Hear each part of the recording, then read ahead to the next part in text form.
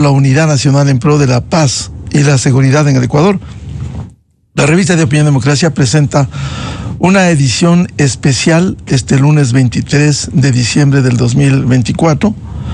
Partiendo de una premisa, queremos desearles a los miles de seguidores una feliz Navidad y un próspero año 2025, buscando la verdad. Bienvenido al señor presidente de la República, Daniel Noboa Sin. Esta es una entrevista de Radio Democracia a la que se suman varias emisoras a nivel nacional, a todas las que se les da también la bienvenida. Sin perjuicio de analizar lo ocurrido durante el 2024, especialmente los últimos acontecimientos, quisiera enfocar también en los temas de futuro, de la expectativa que tienen los ecuatorianos de este 2025, de los grandes desafíos del Ecuador, no solo por el proceso electoral, sino por las grandes expectativas que tienen los ecuatorianos por mejores días, porque tenga certidumbre frente a la inseguridad ciudadana en medio del conflicto armado interno que en enero de este año fue decretado.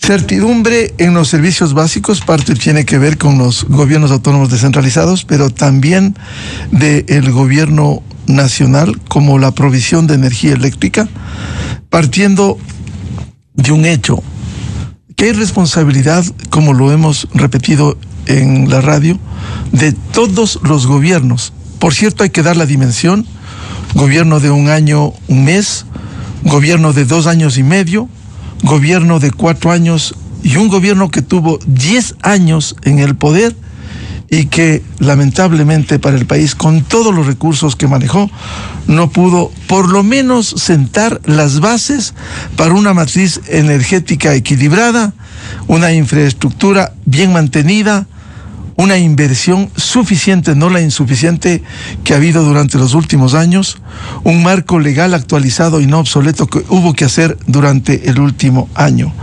Queremos hablar temas básicos y fundamentales como la generación de fuentes de empleo pleno en el Ecuador, el impulso a los emprendedores, la educación, la salud, la seguridad social, la atención real y la solución a los problemas del agroecuatoriano, entre otros.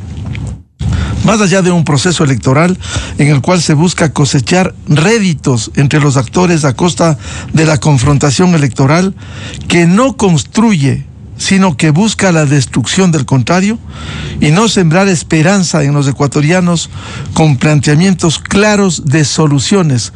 ¿Cómo piensan los candidatos solucionar los acuciantes problemas que viven los ecuatorianos? Es decir, pretendemos, siendo el puente entre ustedes, miles de seguidores, y el presidente de la República, entregarles información útil para los ciudadanos.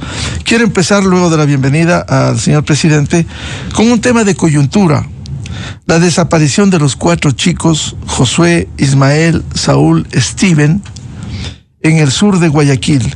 Sin entrar en especulaciones que no acostumbramos, sino información responsable de primera mano, este es un tema delicado, más aún cuando estamos en proceso electoral y se busca protagonismo, penosamente lo condenable, a costa de un dolor familiar. Se ha mencionado que hubo un operativo militar y desde entonces se desconoce su paradero. Hay solo versiones. Está en investigación, pero hay interrogantes. ¿Participaron o no militares o personas con uniformes militares? Por cierto, se ha sostenido que ha habido una desaparición forzada, que es lo que se pretende instalar en el país. Sobre esto hay que ser absolutamente claros.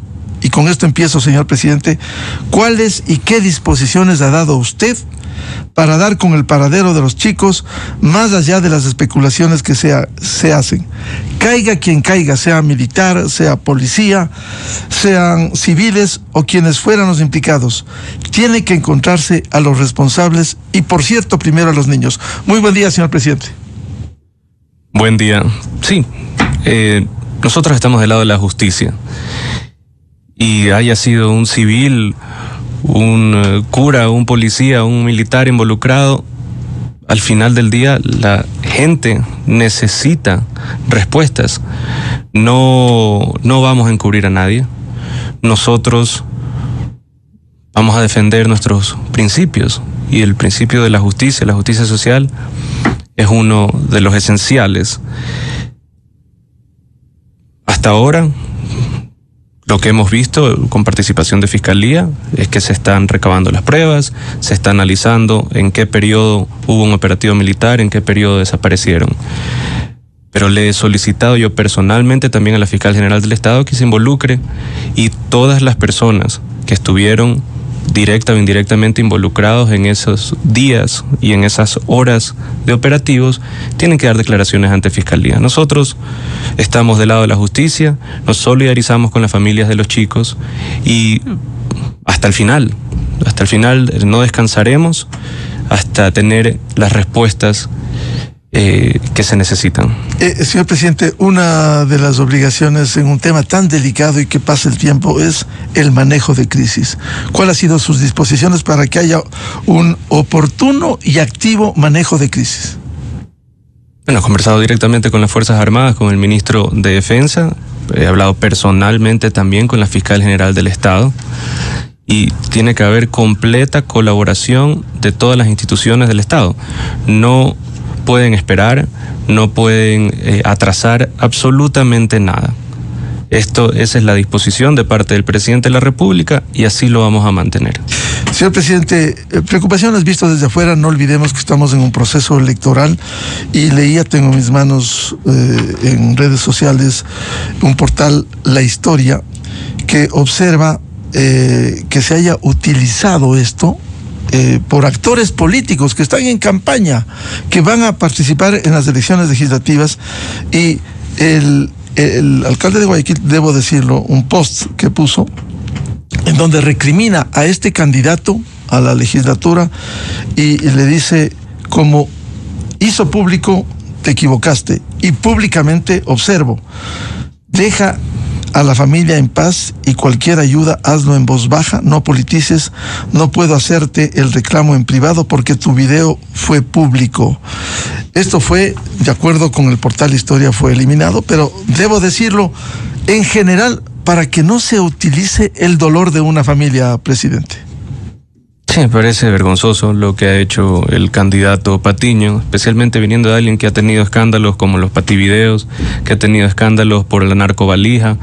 La gente tiene memoria, la gente se acuerda, y que ahora venga con esa actitud es vergonzoso, es vergonzoso. Nosotros debemos de trabajar por una asamblea diferente, una asamblea que pueda trabajar con el presidente de la República, que haya acuerdos en beneficio de las personas, no ese tipo de accionar.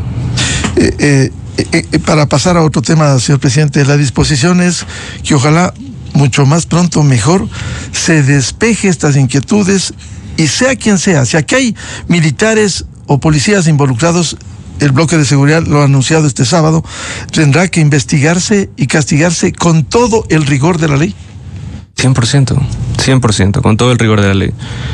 Es más, he sugerido a una comisión de que los 4 chicos sean considerados como héroes nacionales también, y se analice la situación. Esto de acá, no podemos caer en las provocaciones en este momento de la oposición, que quiere llevarlo como si fuese un crimen de Estado. Esto está en investigación, y nosotros mismos somos los que estamos participando activamente y colaborando para que exista justicia. No se puede adelantar, como ya se ha mencionado, una desaparición forzada, señor presidente. Correcto. Me parece que todavía no es el momento. Tiene que haber un análisis técnico, tiene que haber una determinación por parte de Fiscalía. Señor presidente, si desaparecieron vivos debieron regresar a sus hogares. Correcto, estamos haciendo lo posible para encontrarlos. Quiero hablar de otro tema de coyuntura, el tema eléctrico, señor presidente. ¿Cómo está? Usted prometió que los cortes terminaban el 20, efectivamente, el 20 dejaron los cortes de manera oficial. Sin embargo, se ha advertido nuevos cortes de energía. En Quito, la justificación cuando llamamos al 136 fue que hubo desperfectos técnicos y que por eso hubo cortes esporádicos. En Guayaquil también hubo cortes. Allí se informó que hubo presuntos cortes de cables e incluso se ha insinuado sabotajes. Por un lado, se ha cumplido con lo que usted prometió, y por otro, si hay sabotajes, ¿por qué no ubicar y caer también todo el peso de la ley? Pero por supuesto, si se están presentando denuncias en fiscalía por esto de aquí, hay videos, está muy claro. La oposición, en este caso específicamente el correísmo, como ya se acaba el tema de los apagones, ahora quieren mantenerlo vivo como sea. Quieren causar indignación en las personas. Pero nosotros a base de gestión, hemos resuelto el problema. Hemos recuperado, desde el día que nosotros entramos en poder, hemos recuperado 509.4 megawatts en térmicas reparadas. Álvaro Tinajero, Aníbal Santos, La Trinitaria, Enrique García, Esmeraldas 2, Esmeraldas 1, Santa Elena 2, Quevedo 2, son 509.4 megas. También 187.3 megawatts de centrales hidroeléctricas recuperadas. Eso de ahí es a base de gestión, es hacer el mantenimiento que no se hizo en los años pasados, que lo fueron pateando y pateando al siguiente gobierno hasta que nos tocó un año de sequía. No se lo sentía tanto la falta de mantenimiento y la negligencia de los gobiernos pasados porque no había esta sequía. Ahora que hubo una sequía en el año 2024, se evidencia la falta de gestión. Y no solo eso. Hace poco tiempo acaba de ser juzgado Danilo Carrera y Antonio Icaza, que era el gerente de CENEL y el cuñado del expresidente Lasso, por corrupción en las eléctricas. Las pruebas más contundentes fueron en las eléctricas y por eso son juzgados. Los culpables están. La negligencia se evidenció. A nosotros nos ha tocado muy duro y nos ha tocado reparar y dar mantenimiento a esto aquí. También medidas extraordinarias como las barcazas, 2 barcazas y una tercera en camino. También habían dejado botado por 7 años el proyecto de Toachi Pilatón, que ahora ya está funcionando. ¿Por qué? Por temas ideológicos. Un tercio está funcionando. Está funcionando un tercio, ya hay las pruebas mecánicas de la segunda unidad y la tercera unidad estará en 15 días. Eso es normal dentro del desarrollo de la generación de esa misma hidroeléctrica. Señor presidente, leíamos el informe para esta entrevista de lo que se ha hecho, la compra de energía a Colombia, la diversificación de la matriz energética, licencias ambientales, proyecto térmico, Chachimbiro, importación de gas natural, fomento de la inversión privada. ¿Cómo impulsar esto a fin de que no tengamos una matriz energética desequilibrada, dependiendo de más del 70% de las hidroeléctricas? Tiene que haber diversificación. Ha sido muy duro. Ha sido muy duro romper las mafias de CENEL, de SELEC, de Petroecuador. ¿Por qué? Porque llevan ahí años y han querido mantener el status quo, mantener las cosas como están. Nosotros hemos roto eso. Ahora vamos a empezar a desarrollar la generación a base de gas. Está abierto a licitación el campo Amistad, y las turbinas que estamos añadiendo a nuestra propia red son turbinas duales que aceptan diésel así como gas natural. En el parque solar, en el próximo año vamos a añadir en la primera fase 60 a 70 megawatts y en la siguiente fase otros 70 megawatts de energía solar, y tener diversificación. Ya empezaron también a hacer las pruebas los interesados y compañías interesadas de energía geotérmica, que la energía geotérmica, que es de la lava del suelo en una cadena montañosa totalmente activa como es la ecuatoriana, y es constante, es 24 horas. Toma más tiempo la parte geotérmica, pero es sostenible a mediano y a largo plazo. Nosotros no solo estamos poniendo curitas y arreglando, poniendo parches, sino estamos dándole soberanía energética a mediano y largo plazo al Ecuador. Eso también implica, además de la planta geotérmica, la solar y la eólica, cómo ir creando esto, lo que otros países como Colombia hicieron hace 32 años. Correcto. Hemos dado las licencias ambientales, tenemos proyectos en Loja, tenemos proyectos en Imbabura de energía eólica con la participación de la empresa privada. Energías limpias tienen que ser complementarias, tiene que haber una transición energética real que no la ha habido en este país en muchos años. ¿Se puede garantizar, sentando las bases de esta matriz energética, que no habrá nuevos cortes y denunciar oportunamente? Porque, perdóname, provenga de donde provenga, si hay sabotajes, es una vergüenza para los ecuatorianos que en lugar de construir se quiera destruir lo que se está rehaciendo en el Ecuador. Por supuesto, es indignante que esto pase, es indignante que haya sabotaje para generar este descontento, este mal sabor a la gente. Nosotros ya dimos la solución, pero ¿quiénes son los que menos le conviene la solución? A los opositores, a los que quieren volver al poder, a los que no les conviene un gobierno limpio, a los que no les conviene un gobierno joven, un gobierno sin corrupción y un gobierno fuerte. ¿Se ha confirmado que estos sectores son los que están saboteando en el país para que no haya plena energía eléctrica? Hay investigación y denuncias. Estoy diciendo que esos son los que se están beneficiando del descontento de la gente. Quieren hacer que la gente esté amargada, que no crea en este gobierno. Pero en generación, nosotros ya hemos recuperado lo suficiente para no tener apagones de aquí pues a mediano plazo. Mientras se sientan las bases de todo este cambio estructural para que no haya sobresaltos cada cierto tiempo. Correcto. Le digo, los últimos años no hubo mantenimiento. Todas las centrales térmicas que le mencioné dejaron el mantenimiento así para que venga el siguiente gobierno que lo arregle. Lo mismo. Un ejemplo, la central térmica de Machala. Álvaro Tinajero, Aníbal Santos, Trinitaria, Enrique García, Esmeraldas 1 y 2, Santa Elena 2, Quevedo 2 y la de Machala también, Termogas Machala. Nosotros recibimos un parque termoeléctrico abandonado y nos ha tocado recuperarlo. Y también hay que entender de que nos dejaron un país quebrado. No es que hay una alcancía ilimitada para comprar electricidad a nuestros vecinos o adquirir barcazas o el mantenimiento. Nos ha tocado sacrificar otras cosas para poder sostener el sistema eléctrico que le correspondía a los gobiernos pasados mantener. ¿Con Colombia está garantizada la compra de energía?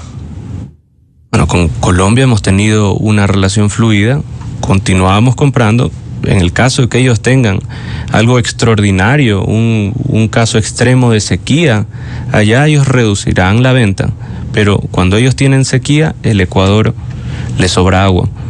Son complementarios, por eso siempre la relación Colombia-Ecuador fue beneficiosa para los dos. En el caso de la importación de gas natural es una pena que durante décadas el Ecuador se dedicó a quemar gas, teniendo el gas en lugar de poder utilizarlo. No queda otra alternativa por el momento, la importación de gas natural. No solo la importación de gas natural, la explotación del gas de una manera responsable en territorio ecuatoriano y abrir las puertas a la inversión extranjera. Nosotros no somos expertos en gas. Hay naciones que se han especializado en la explotación de gas, como lo es Noruega, como es Qatar, como países asiáticos. Y nosotros tenemos que estar abiertos para eso. Nuestro proyecto a futuro es eso, es abrir las puertas, es lograr tener una explotación de gas responsable y reducir el costo de energía de todos los ecuatorianos. He hecho un diálogo de la revista de Opinión Democracia con el presidente de la República, Daniel Noboa Sin. Se suma una serie de emisoras bienvenidas en este diálogo. Quisiera tocar el tema de la seguridad.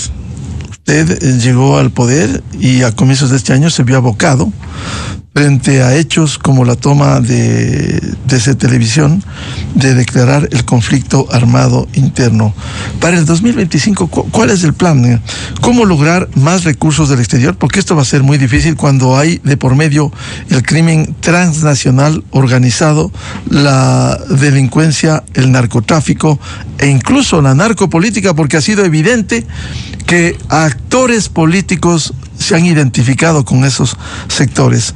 Cuando llega más ayuda, Estados Unidos ha dado su apoyo, pero más ayuda concreta. Pero hemos conversado con el gobierno americano, con la comunidad europea, con Japón, con Corea, con el mismo Brasil y Argentina, porque esto tiene que ser un esfuerzo en conjunto. Esto no se trata de la política de un país. El crimen transnacional necesita una respuesta transnacional. Nosotros debemos de fortalecer nuestras fronteras, frontera norte y sur, y ahora con un país y con pues una caja fiscal en mejor estado, un sistema económico más estable de lo que recibimos nosotros en noviembre del año 2023, ahora va a ser más fácil acelerar hacia el mejoramiento de la seguridad del país. ¿Cuáles son las expectativas de 2025 en esta materia, presidente? Bueno, nosotros seguiremos con lo que inicialmente prometimos. Tenemos un hacinamiento nacional de más de 4.000 presos. Necesitamos cárceles para ellos, por más que haya gente que crea que no hay que construir nuevas cárceles. Se lo ve en las cifras. Si tenemos un hacinamiento, debemos de construir nuevas cárceles. Debemos de desarticular también la concentración de criminales peligrosos en zonas específicas. ¿Por qué? Porque desde ahí se puede generar también una especie de territorio tomado o un centro de control o de comando para cometer más crímenes. Militarización de puertos. Estamos trabajando en sistemas digitales para que la SENAE pueda trabajar en conjunto y haya menos contrabando, haya menos minería ilegal también, que eso nos afecta y eso es parte de los negocios de estos grupos narcoterroristas. Y al final del día... ¿Que exportan formalmente lingotes de oro? Exportan tierra también a veces, pero tienen adentro minerales, tienen metales preciosos. Entonces tiene que haber mayor control en la SENAE. Ya tenemos un sistema establecido con el SRI, SENAE, Banco Central y el MEM para poder controlar y que los recursos de los ecuatorianos no sean llevados de aquí y no sean robados. Es esencial contar con la cooperación de los Estados Unidos y me alegro que el presidente electo Trump ya considera los carteles como grupos terroristas. Eso fue algo nuevo, nunca los Estados Unidos lo había considerado como grupo terrorista per se, y eso nosotros ya lo hicimos al inicio de este año. Ahora, a propósito de este tema, ¿cómo fortalecer a SENAE? Mucho se ha hablado, por ejemplo, el control 100% con los escáneres. Lastimosamente esto no ha funcionado en el pasado reciente, y también las cárceles. ¿Acaso no ha fallado el sistema penitenciario? Porque los militares no van a poder estar toda la vida allí. El sistema penitenciario viene fallando por años. Nosotros lo que estamos haciendo es arreglándolo. Para arreglarlo, para que no falle, como me lo está diciendo, necesitamos mayor espacio, se necesitan mayores cárceles, se necesitan sistemas electrónicos dentro de cárceles, para que hayan cárceles modernas, para que haya menos influencia de personas, sino sistemas más rigurosos. Tiene que haber aislamiento adecuado también de los más peligrosos. Tiene que haber una reestructuración general de un sistema carcelario que lo recibimos destruido. Y nos ha tocado arreglarlo poco a poco y tenemos mucho menos violencia ahora en las cárceles de lo que ocurrió en los últimos 2 gobiernos. Presidente, ¿cómo piensa fortalecer a las Fuerzas Armadas y a la Policía Nacional? ¿Ha dado disposiciones para una depuración radical? Porque puede ser focos aislados, pero a veces reincidentes, de encontrar policías o militares o marinos vinculados, incluso activos, vinculados a la delincuencia organizada. ¿Su disposición es una depuración radical, controlando todo? Por supuesto, eso es parte de la guerra. Parte de la guerra contra el narcotráfico es también depurar las instituciones, es también cortarle las fuentes en las que pueden lavar el dinero, no solo en la parte de seguridad de militares y de policías, sino también compañías, instituciones que ayudan a estos grupos narcoterroristas a lavar muchísimo dinero, minería ilegal, también que con eso se financian y con eso logran comprar armamento para atacar a nuestras propias fuerzas del orden. Es un esfuerzo conjunto, no son temas aislados. Todo esto es parte de un plan integral en el cual hemos visto mejoras y siempre se habló de que las mejoras no iban a ser inmediatas. Iba a haber una mejora inmediata, hay 7 puntos menos de violencia en homicidios por cada 100.000 habitantes, pero va a tomar un par de años más hasta llegar ya a una paz total. Le pasó a Colombia, le ha pasado también a otros países en el sudeste asiático, ha pasado en otros lados. Y tenemos también que ser realistas y seguir luchando, no engañarnos. Seguimos en una guerra, seguimos en un conflicto armado interno, seguimos peleando contra más de 35.000 hombres y mujeres armadas que son grupos narcoterroristas que atacan a toda la nación. Debemos de tener la conciencia de entender qué es lo que está pasando. Esto no es delincuencia común. ¿Y usted qué piensa de la alianza que tienen por acción o omisión de sectores políticos que se han identificado con estos sectores y también que permanentemente buscan impunidad? Pero eso está clarísimo. Por eso vuelvo a la parte de que un presidente necesita una asamblea distinta. Y la gente va a tener que elegir por asambleístas distintos para que no sea la misma asamblea el que, ayudando a ciertos grupos criminales, le haga resistencia a la lucha contra el narcotráfico que está llevando el Ejecutivo. Eso es esencial que los asambleístas trabajen con el presidente, que se elija una asamblea que va acorde con el presidente de la República. Quisiera pasar con el señor presidente de la República temas económicos y políticos. Revisaba el informe y las cuentas con los que cierra, tengo el dato al 22 de diciembre, de cómo cierran las cuentas hasta hoy. Cifras, se compara con otros periodos, cómo han crecido las ventas totales en el Ecuador, las recaudaciones. Por cierto, con algunos ingresos que han sido extraordinarios este año 2024. Y quiero remitirme a la fuente como acostumbramos. El Observatorio de la Política Fiscal, que es un observatorio serio, daba cuenta que el próximo año, y eso quiero preguntarle, presidente, no habrá ingresos más por 1.500 millones por las autorretenciones de impuesto a la renta que debía pagarse el 2025. Tampoco habrá 556 millones de la remisión tributaria que se cobró este año. 400 millones de impuestos temporales de empresas y banca, 279 millones de ajuste del IVA a las petroleras. En cambio, el pago de intereses de los bonos basura y multilaterales subirá en 400 millones. Habrá más gastos por el 40% para las pensiones jubilares del IES, nuevas adquisiciones para enfrentar la crisis eléctrica y otros gastos. El déficit del presupuesto pudiera llegar a los 5.000 millones, se estima. ¿Cómo reducirá, cómo enfrentará la parte económica con las cuentas del presupuesto que sean sostenibles, presidente? Bueno, yo le cuento la parte que ese observatorio no quiso decir. Primero, ya tenemos un país mucho más sólido en lo económico. Logramos salvar la dolarización, nuestras reservas internacionales subieron de 4.400 millones de dólares a 8.625 millones. Estamos en récord de ventas, hay récord de depósitos también en el Ecuador con más de 51.000 millones de dólares. ¿Qué es lo que ha pasado? Que es un comportamiento también natural. La gente no compra bienes de larga duración ni se mete en una hipoteca meses antes de una elección de presidente. Por eso es que se ve también el dinero está en los bancos. No es que no hay dinero. Hay 51.300 millones de dólares en la banca. ¿Qué es lo que hemos logrado? Hemos logrado refinanciar nuestra deuda. Hemos logrado mayores fuentes de financiamiento. Y también vamos a trabajar en diferentes concesiones que nos den liquidez y que reduzcan ese déficit a un déficit que esté entre 2.000 y 2.800 millones de dólares.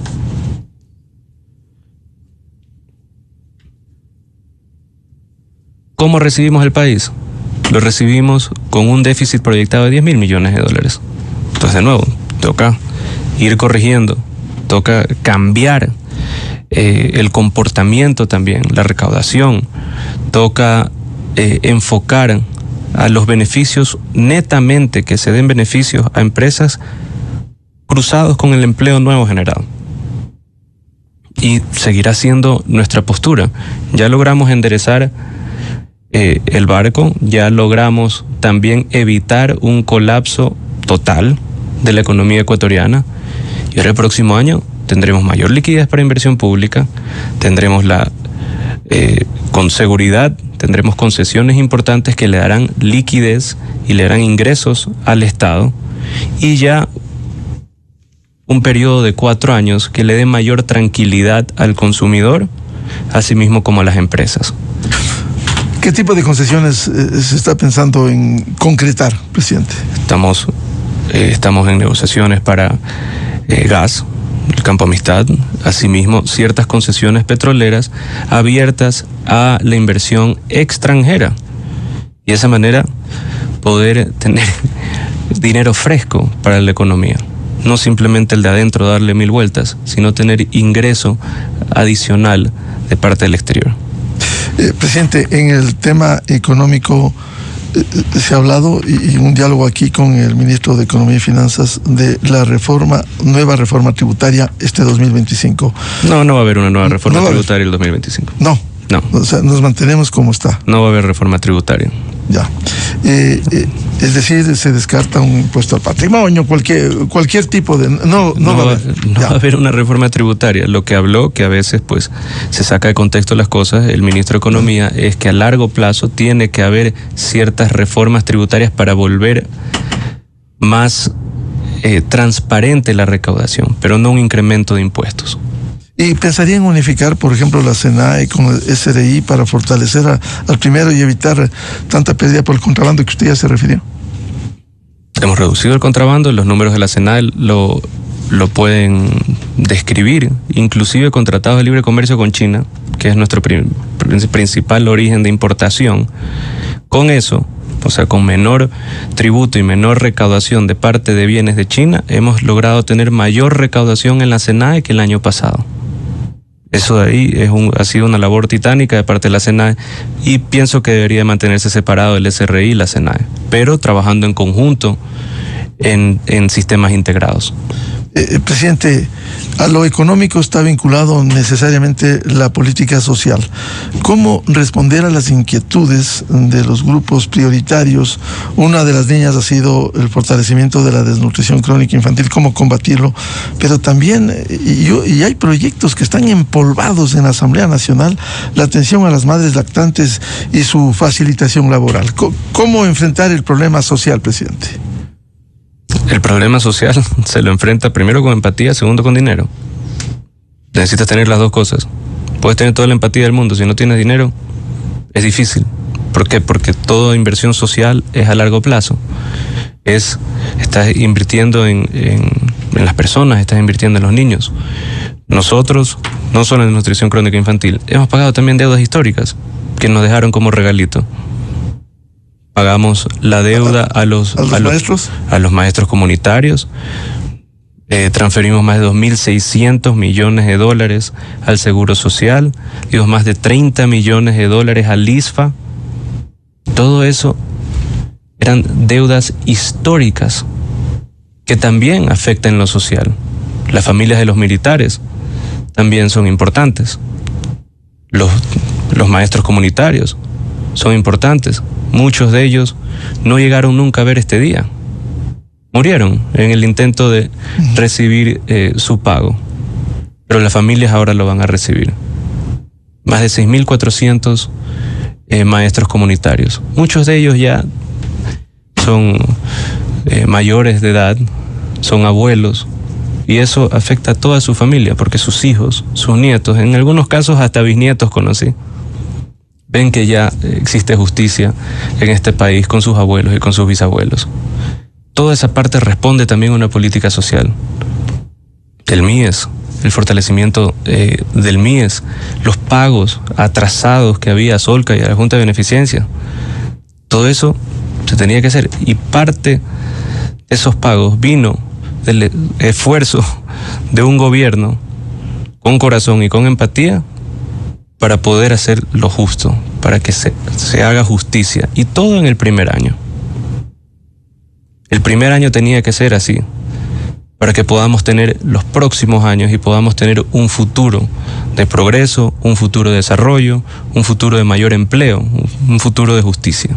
Presidente, a propósito del cumplimiento con los maestros, muchos de los cuales efectivamente fallecieron, mucho se reivindica esto fue del gobierno de los 10 años. Cierto es que en esta constitución, que lo hemos calificado de demagógica, esta constitución, se puso en la letra, en el papel, pero nunca se cumplió. ¿Usted está cumpliendo deudas del pasado? Por supuesto. Y tiene que haber también reformas constitucionales. Hemos analizado varios caminos. Un camino puede ser reforma constitucional vía asamblea. Siempre y cuando cuente con los votos, porque ahí no importa los contenidos, sino la tendencia política. Por eso es importante que se vote.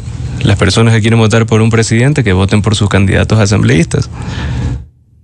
Y la otra opción es una asamblea constituyente para reformas más profundas. Eso lo estamos analizando. Estamos analizando también cómo se constituiría esta asamblea constituyente, porque después de la última, el reglamento cambió, la forma de proceder a una asamblea constituyente cambió. Pero de que tiene que haber reformas constitucionales profundas en el Ecuador, estoy convencido de eso. Esta constitución, en las condiciones que está, no debiera permanecer. Porque en esa época se habló de 300 años y los mismos ya no les gusta. Sí, pues ahí se ve la degeneración ideológica de ciertos personajes. ¿No? Unos personajes que hace poco tiempo hablaban de desdolarizar el Ecuador, pero son proveedores de servicios de taladros de Petroecuador, escondidos por medio de un fideicomiso, como es el caso de Diego Borja. O pues también hablan de una política social, pero tiene pues el primer candidato asambleísta de la Revolución Ciudadana, tiene contratos por medio de una SAS, servicio de asesoría para una compañía de lubricantes, siendo él psicólogo y su hermano médico. Hay 2 funcionarios en esa empresa. Dígame usted que un psicólogo o un médico, ¿cómo pueden dar asesoría sobre hidrocarburos? Ahí se ve la degeneración ideológica. Por una parte hablan de justicia social, por otra parte lo contrario, actúan diferente. Presidente, tema laboral. ¿Cómo viabilizar una reforma estructural? Tenemos un Código del Trabajo de 1938. Ha habido algunos parches, algunas reformas que permita finalmente favorecer la generación de nuevas fuentes de empleo pleno, pero también el emprendimiento. Y esto hay que fortalecer con líneas, con políticas de fortalecimiento de la producción, productividad, porque el mayor generador de empleo es la empresa privada. Tiene que haber voluntad de las partes y tiene que haber reglas claras sobre cómo sería esta reforma laboral. Nosotros siempre estaremos predispuestos a escuchar y a dar beneficios a la empresa privada siempre y cuando se cumpla la generación de empleo. ¿Qué pasó en años pasados? Estos famosos contratos de inversión. Había contratos de inversión con una proyección de nuevas fuentes de trabajo. Nunca se cumplió. Nunca se cumplió. El Estado dio el beneficio tributario, pero algunas empresas, no todas, algunas empresas no cumplieron su parte en generar empleo. Simplemente se mudaron de lugar a un lugar donde pagan menos impuestos. Eso tiene que cambiar también. La relación y los acuerdos que hay entre la empresa privada del Estado y los empleados. ¿Reforma laboral que pasará por la Asamblea Nacional? Debería, esa es la Constitución, claro. Según la Constitución, sí. Tiene que pasar. Ahora, el tema petrolero, señor presidente, penosamente, y esto también es cuestión de los últimos años, el anterior presidente habló de duplicar, cuando estaba en 550,000 barriles día, duplicar. Nunca se llegó, al contrario, la producción petrolera ha ido cayendo sin por lo menos recuperar los niveles de los 500,000 barriles. ¿Cómo mejorar el sector petrolero? A ver, no, si es que tienen las cifras ahí, este año tenemos, hemos crecido versus el año pasado el número de barriles. Sí hay un crecimiento. Eso de ahí está podrido. Nosotros necesitamos estar abiertos también a la inversión privada, a compañías grandes que tengan experiencia y logren una mayor productividad, siempre con contratos de participación en el cual el Estado tenga el mayor porcentaje del ingreso. Hablamos de 70% para arriba, tiene que ir para el Estado. Pero necesitamos tecnología, inversión extranjera y empresas que vengan al Ecuador a hacerlo bien. En el tema económico, presidente Noboa, en el pasado se habló de la venta del Banco del Pacífico. ¿Cómo está la banca pública?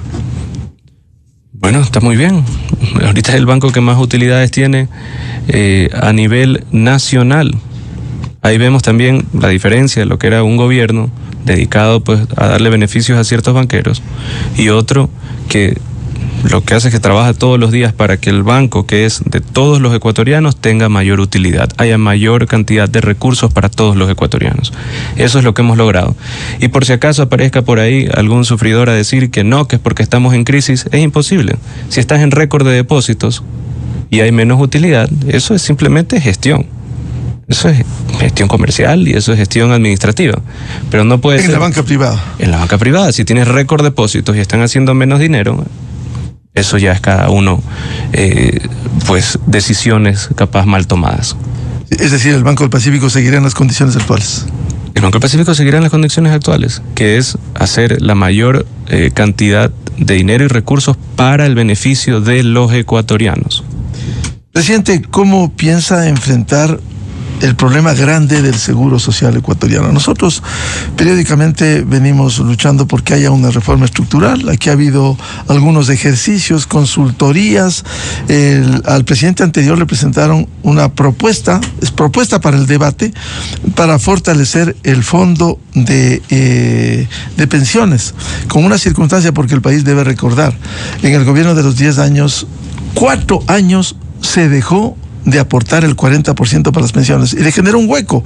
Ahora está menos de 5.600 millones de ese fondo de pensiones y el 40% que da, que usted ha entregado 2.600 este año por pago al IES, no va a avanzar. Si aquí no hay un cambio al modelo que es insostenible, simplemente lo que se está haciendo es pateando la pelota hacia adelante sin solucionar. ¿Qué decir del fondo de salud? Lastimosamente no hay decisiones. ¿Cómo piensa afrontar usted? Usted mencionó en una respuesta anterior el ejemplo de Noruega. Noruega es un país que en todos los campos, por ejemplo, tiene un fondo inmenso para los viejecitos, en donde está garantizado hasta el último día de su vida los fondos de pensiones. ¿Cómo enfrentar este problema grande del seguro social? Cambio estructural. Pero me alegro que reconozca que el gobierno de los 10 años, como dice, causó un descalabro en la parte de liquidez del Seguro Social. Permítame, esa es la realidad. Abril del 2015 se aprobó la mal llamada Ley de Justicia Laboral. Sí, pero hay algo que en esto, con economistas, algunos de ellos que han sido funcionarios públicos, tengo... digamos, hay cosas que no estamos de acuerdo. Todo el mundo habla de una reforma del Seguro Social, pero ¿en qué consisten los ingresos del Seguro Social? En las aportaciones, principalmente, ¿correcto? El Ecuador, más que un problema estructural del diseño del sistema de Seguro Social, tiene un problema de empleo. Es un problema de competitividad y de empleo. Menos del 6% del país está sobre la edad de jubilación. y más de un tercio del país está entre las edades de 14 y 35 años. Nosotros tenemos que trabajar en el empleo entre 18 y 30 años, donde en este momento están todavía sin las oportunidades adecuadas. ¿Por qué? Porque en ese rango de edad se enferman menos, aportan más. ¿Por qué? Porque tienen mayor cantidad de horas hábiles de trabajo, están físicamente aptos y se vuelven con contribuciones netas al seguro social. Entonces, si es que uno tiene mayor cantidad de contribuciones netas por empleo y por aportaciones basadas en la generación de empleo, no habría un problema en el sistema. No es un problema del sistema, es un problema de desempleo. Es una pirámide. Uh-huh. Si es que tienes menos del 6% arriba de la edad de jubilación y tienes la gran mayoría en una edad joven dispuesta a trabajar, es cuestión de darle empleo o dar asistencia para generar empleo e ingresos y aportaciones a ese segmento, a esa edad. No es solo de hablar de los jóvenes por hablar de los jóvenes, es que dar empleo a los jóvenes arregla el sistema de seguro social. Del financiamiento, presidente, pero el modelo de atención es cuestionable, no cambia, no solo medicamentos, ¿qué pasa en los hospitales? El Teodoro Maldonado Carbo, la corrupción, es decir, internamente también tiene que haber un sacudón. En esa parte estamos de acuerdo y está el sacudón. Hemos trabajado con CNT para prestar servicios de automatización. ¿A qué me refiero? HealthBird, Google, Amazon, nos hemos reunido con compañías para eliminar la corrupción en la atención. ¿Qué pasó? ¿Cuál fue el modelo, para mí fallido, después del gobierno de los 10 años? Ya le dimos palo a Correa un tiempo, ahora hablemos después de eso. Empezaron a crecer exponencialmente las derivaciones, a tal punto en que el año 2023 superó los $1.200 millones en derivaciones. ¿Qué pasó? Se dejó de invertir en la salud pública y todo se lo pasaban al sector privado. Al sector privado. ¿Qué es lo que generó? Generó una deuda muy alta y al mismo tiempo poca inversión en la salud pública. ¿Qué estamos nosotros buscando? Y ese va a ser el futuro, eso va a ser los próximos 4 años, la automatización. ¿A qué me refiero? El call center ya no será simplemente un call center que dependa de una persona que contesta el teléfono y te dice, ya te vas a la clínica Juanita a hacerte ver o a hacerte una tomografía, sino que ya por sistema, el sistema asigna, si estamos en Quito, hay en un radio de 60 kilómetros, hay 5 hospitales. De los 5 hospitales, ¿cuáles máquinas están disponibles? ¿Qué doctores tienen sus días copados y cuáles están más disponibles? Todo eso se basa en un sistema de eficiencia. De esa manera le damos eficiencia al servicio público y no hay desangre de parte de las derivaciones. Pero todo eso se lo hace con sistemas, automatización, como digo, HealthBird, Amazon y Google. De esa manera también se vuelve muchísimo más eficiente el uso de las máquinas. Si es que tienes una máquina que toma rayos X en un lado y está disponible toda la tarde, ¿por qué le van a dar una derivación a una clínica privada para eso? Entonces, maximizamos el uso y maximizamos también las horas de trabajo de los funcionarios públicos para de esa manera darle el mejor servicio posible a las personas. Ahora, cuando usted habla de fortalecimiento del sistema en el IES, vea los casos, porque hemos verificado in situ cómo es posible en Quito. Una persona que le abrieron historia clínica en el HCAM va al dispensario de la Mariscal a menos de 5 kilómetros y no hay. Es decir, aquí no debiera ser como el Social Security en Estados Unidos, que uno va a atender. Pero de nuevo, sistemas. El momento que tenemos sistemas, también hay sistemas de abastecimiento. Con los sistemas de abastecimiento, la persona que necesita el medicamento ya tiene 4 o 5 opciones, inclusive con su propio celular, va a poder revisar, ok, la medicina que yo tengo, puedo encontrarla aquí a 10 kilómetros, a 8 kilómetros al sur o a 15 kilómetros al noroeste. De esa manera, de esa manera le damos un mejor servicio a las personas y de esa manera forzamos, pero de una manera positiva, a que no haya corrupción ni en los dispensarios, ni en el servicio, ni en la atención. Nosotros cuando entramos al gobierno vimos casos de máquinas de diálisis martilladas, de máquinas de rayos X, también que les habían caído, pues parecía que a palazos. ¿Por qué? Para poder alimentar las derivaciones a clínicas privadas. Eso tiene que cambiar. Pero eso es cuestión de administración, caer todo el peso a quienes destruyen, si es que correcto, ese es el caso. Pero nada es más eficiente que el hecho de un sistema automatizado en el cual en cuestión de segundos uno ya sabe cuál es su inventario de máquinas, cuál es su inventario de medicinas, cuántas horas disponibles a la semana tiene cada uno de los doctores. De esa manera damos mayor eficiencia de atención. La sistematización es fundamental, pero también hay operadores y digitadores que manejan el sistema y hay que cuidar eso. Pero para que haya menos de eso, es que entre el sistema, para que no dependa del digitador o del director del call center decidir si es que va al Teodoro Maldonado o si es que va pues a una clínica privada. Ya no es a discreción de la persona, ya es de acuerdo a la disponibilidad del sistema, lo cual da mejor uso y mayor eficiencia de los recursos del Estado. El tema de la atención al agro ecuatoriano, presidente, cómo mejorar la competitividad cuando hay exceso de normas tributarias y altamente cambiantes que no dan certezas, las regulaciones laborales complejas y altamente proteccionistas, la tramitología excesiva y hasta que puede caer en lo discrecional. La utilización del agua es crítica para la producción. ¿Cómo fortalecer verdaderamente al agro de lo que tanto se ha hablado en el país durante décadas? Sí, primero estamos analizando para devolverle la Secretaría de Pesca o la parte de pesca al MAG y sacarla del Ministerio de Producción, que a mí me parece pues un poco absurdo que siga ahí.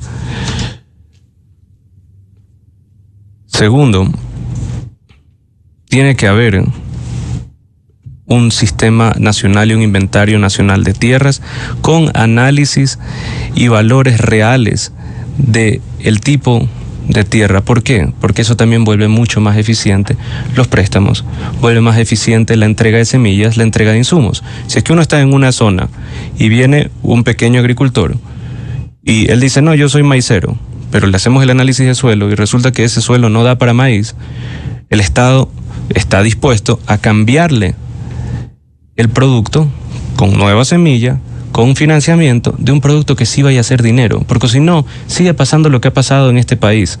¿Qué ha pasado en este país en los últimos años? Se ha dado créditos por dar, sin hacer ningún análisis técnico de nada, y ya quebró el Banco de Fomento, y Banecuador, cada cierto tiempo, se ve forzado a hacer condonación de deudas, y de esa manera desfinancia también a la banca pública. Debemos de ser también más conscientes en cómo asistimos al agricultor. Que este año las exportaciones, gran parte de eso, agroexportaciones, están arriba un 11%. Las ventas totales del Ecuador han sido sostenidas principalmente por las exportaciones. En ventas locales estamos arriba 1%, 1.5%, pero en exportaciones estamos arriba más del 10%.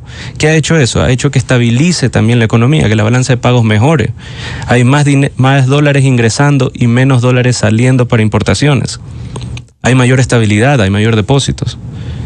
Es fundamental que nosotros asistamos al agro con una visión de exportación, una visión de soberanía alimentaria local, pero también con una visión de exportación, porque eso mejora la economía y genera muchísimo empleo. Señor presidente, dos sectores fundamentales, sin los cuales, si no cambia, es muy difícil. Problemas estructurales, la educación y la salud pública. Convencidos, si es que no hay una educación de calidad en el Ecuador, no se puede pensar en desarrollo. Correcto. Primero, salud pública, como la automatización, la inversión en eso, la reducción de derivaciones y repotenciación de la salud pública en beneficio de todos los ecuatorianos.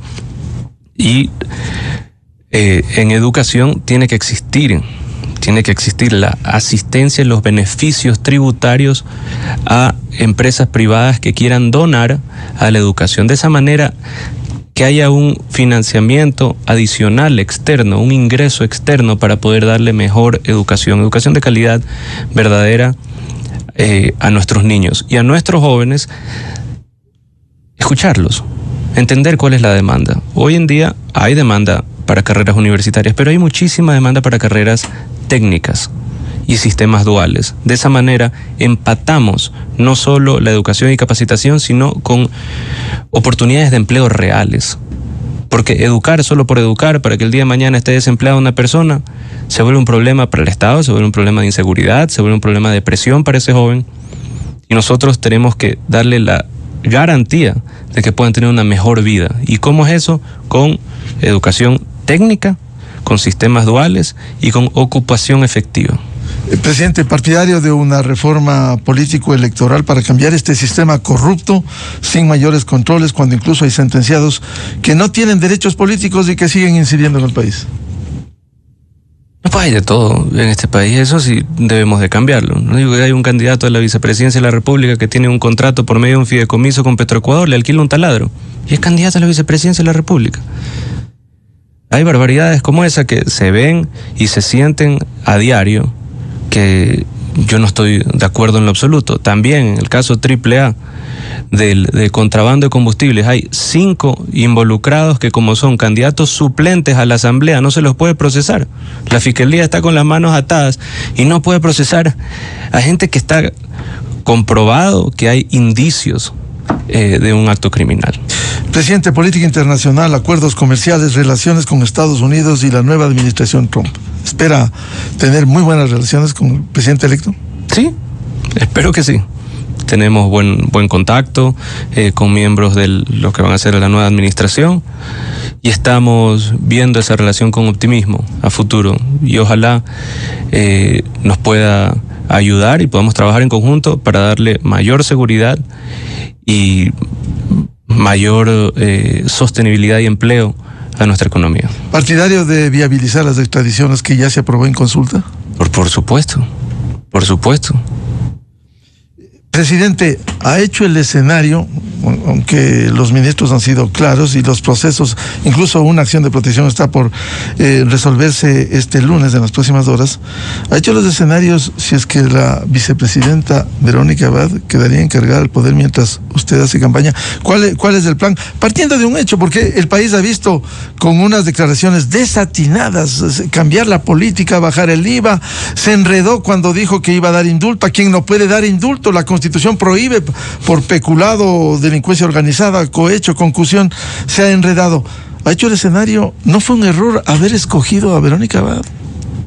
Estoy de acuerdo que fue un error haberla escogido. El resto, estamos analizando diferentes opciones, pero como me decía pues mi profesor de fútbol cuando era adolescente, cuando hay una persona que se causa daño a sí mismo, me dice, ese se marca solo, hermano. No te enfoques en él. Deja que se marque solo. Solita evidencia quién es. Solita pues se hace ver con quién está aliada. Y no creo que es en beneficio del Ecuador. ¿Con quién está aliada?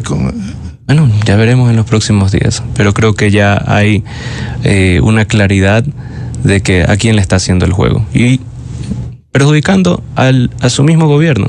Yo creo que lo honorable hubiese sido, si es que estaba en total desacuerdo con este gobierno, renunciar. Como por ejemplo, en eso sí me pareció muy honorable el comportamiento del ex vicepresidente Borrero. En el momento que tuvo una discusión, él puso su cargo a disposición del presidente Lasso. Y Lasso no lo aceptó, le dijo, no, quédate, hermanito. Pero eso es lo honorable de hacer. Estás en un desacuerdo con el presidente de la República, que yo pongo mi cargo a disposición. Es decir, hay un plan para evitar eso. ¿No sería desastroso eso? Sí, siempre basándonos en la Constitución. Presidente, usted reconoce fallas en su administración. Como todo ser humano cometemos errores. Lo importante es una filosofía de cometer menos errores. ¿Qué errores usted? Por ejemplo, déjeme decirle una crítica constructiva, una comunicación más oportuna, por ejemplo.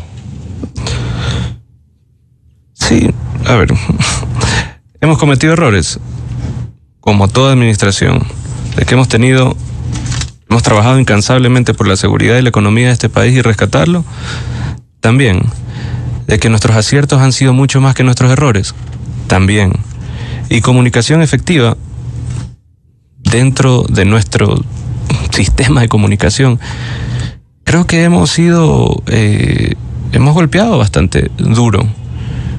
Tenemos una plataforma en redes sociales bastante fuerte. Cuando el presidente de la República hace algún comunicado, llega a más de 5 millones de personas en menos de 24 horas. ¿En TikTok? Y también, no en TikTok. No, sí. En TikTok, eso de ahí. y le voy a pasar un reporte, porque gracias a Dios no nos entienden. En un reporte de diversificación por red, nuestro porcentaje en TikTok es menor que el de Luisa González, por ejemplo.